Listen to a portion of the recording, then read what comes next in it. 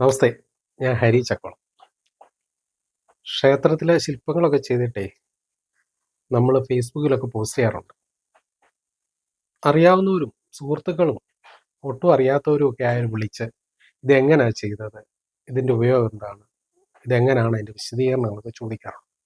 എന്നാലാവുന്ന രീതിയിൽ അത് പറഞ്ഞു ബോധ്യപ്പെടുത്താറുമുണ്ട്.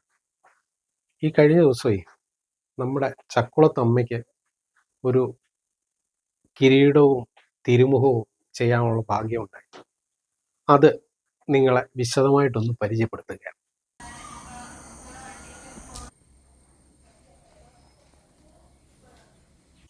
ഏത് പ്രതിഷ്ഠയാണേലും നമ്മൾ അവിടെ പോയിട്ട് മെഴു ഉപയോഗിച്ച് മോൾഡ് ഉണ്ടാക്കും.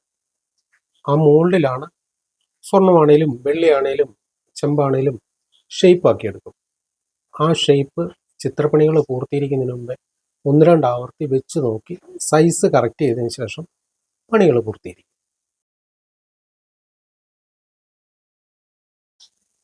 ചെമ്പിൽ നിർമ്മിച്ച് പണികൾ പൂർത്തീകരിച്ച് സ്വർണം പൂശി കല്ലുകളൊക്കെ വെച്ച് അമ്മയ്ക്ക് സമർപ്പിച്ചു.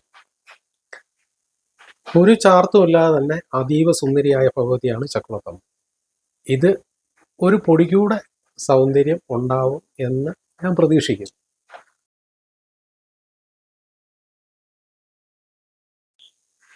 രണ്ടായിട്ട് ചെയ്യാനുള്ള കാരണം, ചന്ദനം ചാർത്തുള്ള ദിവസങ്ങളിൽ തിരുമുഖം ഉപയോഗിക്കാൻ പറ്റില്ലല്ലോ.